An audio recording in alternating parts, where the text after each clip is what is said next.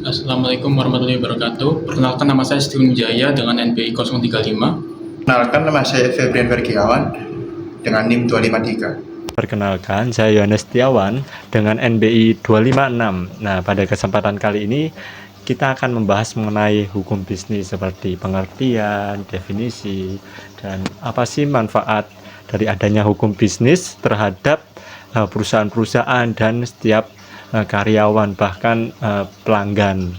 Jadi untuk definisi perlu kita ketahui, hukum bisnis adalah sebuah perangkat atau aturan yang mengatur segala aspek yang dalam kegiatan bisnis. Nah, tujuannya itu untuk apa sih? Nah, tujuan hukum bisnis itu menciptakan sebuah keadilan, keteraturan, serta memberikan rasa perlindungan, ya kan, perlindungan hukum bagi semua pihak yang terlibat dalam sebuah aktivitas ekonomi. Nah, hukum bisnis ini mencakup berbagai aspek, ya, memiliki banyak aspek seperti perjanjian kontrak, hak kekayaan intelektual, pelindungan konsumen, dan pajak. Nah, itu merupakan beberapa aspek dalam adanya hukum bisnis. Lalu bidang apa saja ya yang terkait dengan adanya hukum bisnis? Jadi hukum bisnis itu bukan hanya kayak terkait satu bidang aja gitu. Ternyata ada banyak bidang, ada ekonomi, ya, ekonomi ada hukum dagang, hukum asuransi, investasi, lalu ada keuangan. Keuangan itu ada hukum perbankan, pasar, ya, pasar modal, dan jasa yang dikatakan haki. Lalu menurut Profesor Dr. Heni Sri Mulyani mengatakan hukum bisnis adalah sebuah aturan yang mengatur semua kegiatan bisnis antar individu, perusahaan, maupun suatu negara. Jadi hukum bisnis itu kayak seperti sebuah aturan, ya, aturan kayak apa sih yang boleh dan tidak boleh, ya, yang mengatur yang mengatur jalannya sebuah kegiatan bisnis itu, jalannya bisnis itu, yaitu terkait individu, perusahaan, maupun sebuah negara. Lalu apa sih manfaat dari adanya hukum bisnis untuk sebuah perusahaan atau sebuah instansi? Jadi manfaat yang pertama dalam adanya hukum bisnis, yang pertama adalah kepastian hukum, di mana hukum bisnis itu memberikan kerangka aturan yang jelas sehingga pengusaha dapat menjalankan bisnisnya dengan adanya kepastian hukum. Selanjutnya terdapat sebuah pelindungan dalam sebuah bisnis. Dengan adanya hukum bisnis, pengusaha itu seperti mendapatkan sebuah pelindungan gitu, rasa aman terhadap resiko hukum yang dimana ada sengketa kontrak atau pelanggaran hak-hak lainnya. Jadi ada sebuah pelindungan gitu, seperti itu. Selanjutnya ada pengolahan resiko. Nah, dengan adanya hukum bisnis ini membantu sebuah perusahaan memahami dan mengelola potensi resiko seperti dalam adanya perjanjian, ya kan, pasti ada hak kekayaan intelektual dan sebagainya. Itu merupakan hal-hal resiko. Jadi adanya hukum bisnis ini dapat melindungi. Dan selanjutnya ada peningkatan kredibilitas, atau kita lihat ya sebagai bagaimana perusahaan itu dipandang, ya kan. Jadi kepatuhan hukum terhadap hukum bisnis ini dapat meningkatkan reputasi dan kepercayaan dari sebuah perusahaan. Misal kalau perusahaan sudah terdaftar dalam sebuah suatu hal gitu, jadi apa ya, memiliki sudut pandang yang baik lah, tata kelola yang baik, ya kan, perusahaan tersebut. Jadi banyak orang yang mau tertarik entah untuk gabung atau untuk membeli suatu produk yang dijual sebuah perusahaan tersebut.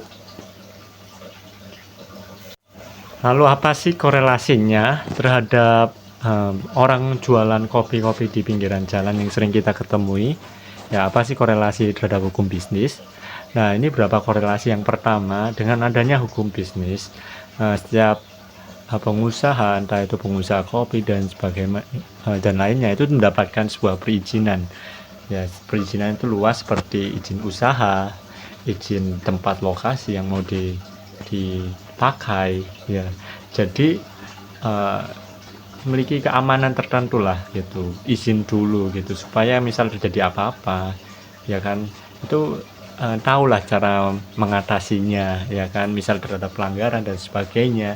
Jadi merasa ada hukum, apa ya, peraturan yang mengatur.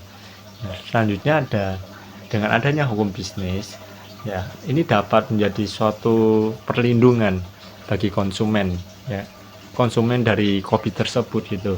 Jadi kita tahu nih apa sih takaran dari kopi tersebut, kayak apakah ini sesuai dengan standar kesehatan atau bagaimana sih pembuatan kopi tersebut. Jadi konsumen merasa terlindungi dengan adanya hukum bisnis, ya kan. Kita jadi tahu kayak, oh ini ternyata aman untuk dikonsumsi, oh ini cara pembuatannya itu ternyata higienis dan baik gitu.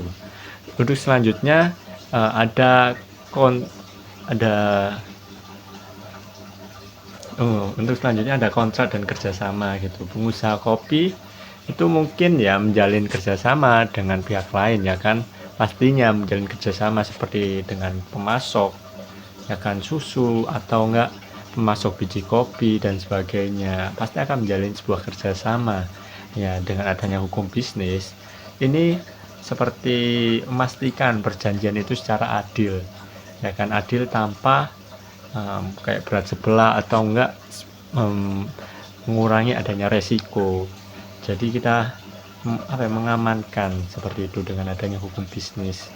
Ya, ada 3 hal yang perlu kita ketahui. Yang pertama ada perizinan, legalitas, perusahaan tersebut gimana izinnya, ya kan, itu termasuk kopi ternyata perlu izin.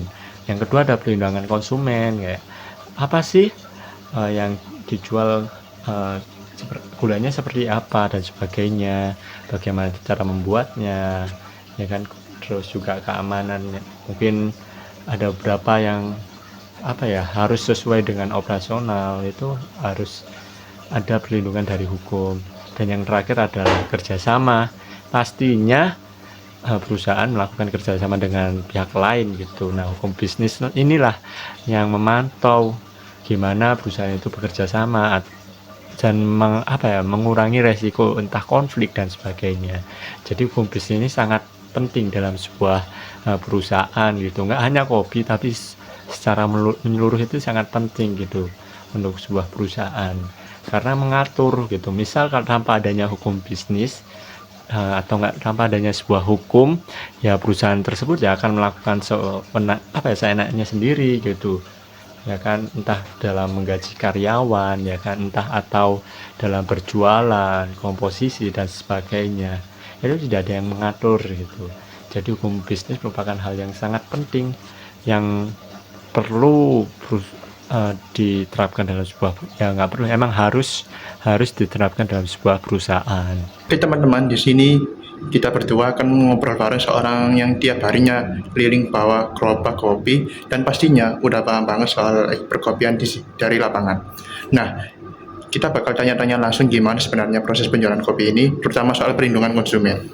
Hal yang suka kita abaikan, tapi ini penting banget. Oke, gak usah banyak cincong, langsung saja kita ke tempatnya.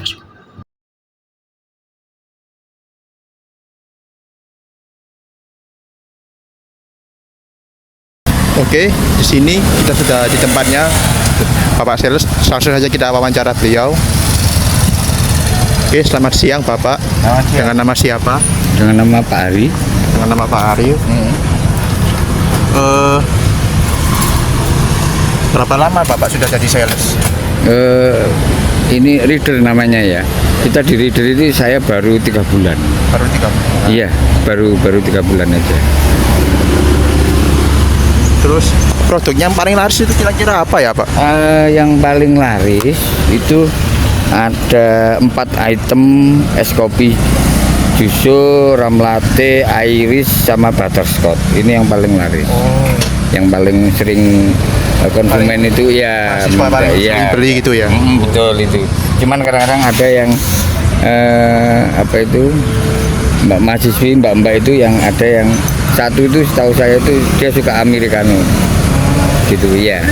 Suka yang murni-murni gitu ya. Iya, bedanya gitu. Soalnya memang pengalaman saya itu kalau yang murni otomatis artinya itu hanya full kopi arabica, itu kan sebetulnya baik untuk kesehatan.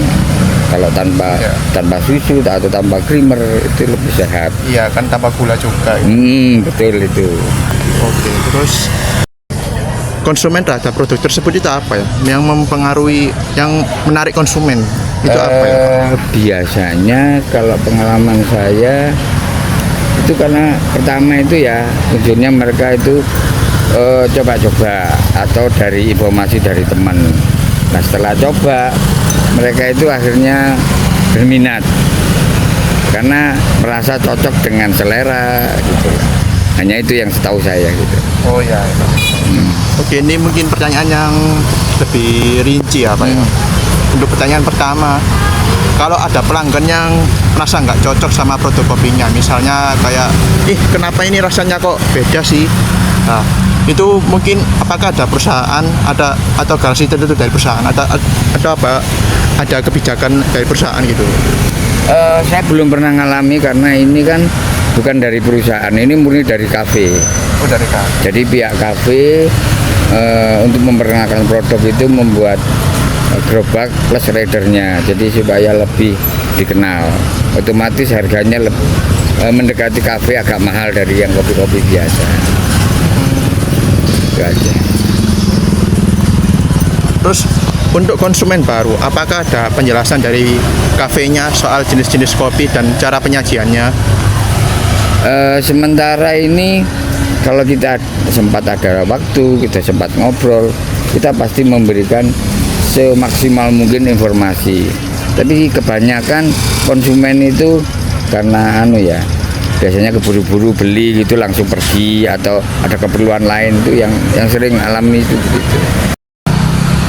Baik Pak, pertanyaan berikutnya itu kalau ada konsumen yang ingin tahu lebih lanjut tentang produk kopinya yang dijual itu, apakah perusahaan itu menyediakan kontak customer service atau media sosial gitu Pak, yang bisa dihubungi?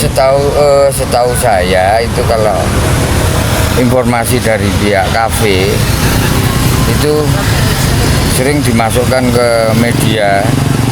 Seperti kalau nggak salah di Instagram sama Facebook atau langsung ke tempat kami. Itu kebetulan kalau untuk Juso Cafe ini di Gubeng Kertajaya Gang 7 Raya, di situ tempatnya. Cuman kebetulan untuk informasi nomor itu HP yang bisa dihubungi sementara mohon maaf kami belum menyediakan. Cuman kalau pihak konsumen mau, kami juga bersedia membantu, nanti kita berikan informasi apa yang berkepentingan dengan yang diinginkan tentang kopi gitu. Sudah.